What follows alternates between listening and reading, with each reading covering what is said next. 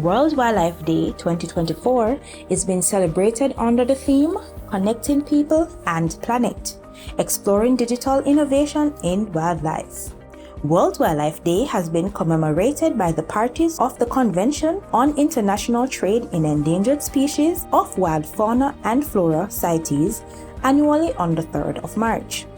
Jamaica became a party to CITES in 1997 with the Natural Resources Conservation Authority (NRCA) serving as the management authority. And the Scientific Authority is appointed by the ministry with responsibility for the environment. This year's celebration will focus on highlighting the correlation between the use of digital technology and various flora and fauna on the island. Let's explore the digital technology in white-crowned pigeon conservation. My name is Ricardo Miller. I'm the Environmental Coordinator for Fauna in the Ecosystems Management Branch at NEPA.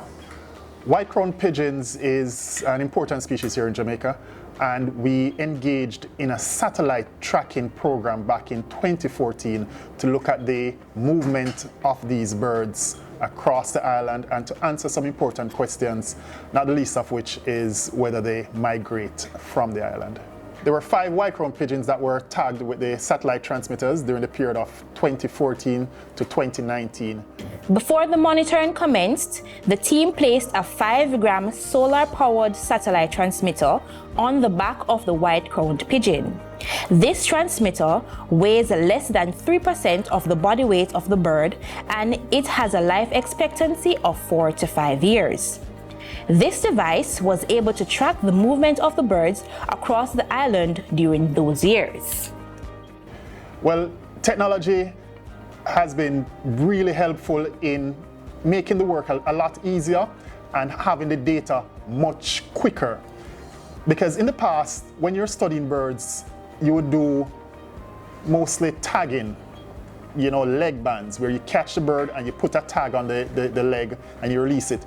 And in those times, it meant that you had to tag a lot of birds. You had to tag hundreds of birds with the hope of catching one back in the future. So you might tag 1,000 birds and you might get a return on 1 or 2 birds, and it gives you an idea where it went and how long it survived. But with satellite tracking, although it is a much more expensive endeavor, you can now tag just a limited number of birds, but you're now rewarded with a whole wealth of data over a long period of time. After the information is collected, it feeds back into the management of species. For example, it allows us to know where are the best areas to declare as protected areas so as to minimize the impact of hunting on breeding birds. So as I mentioned, the white-crowned pigeon is a game bird species. We are allowed to be hunted during the months of August and September. Now, through this program, one of the things we're able to figure out is hunting administered at the right time of the year? We also have a system of game reserves where we have 16 game reserves across the island where hunting is not allowed. So it begs the question, are these game reserves in the correct areas?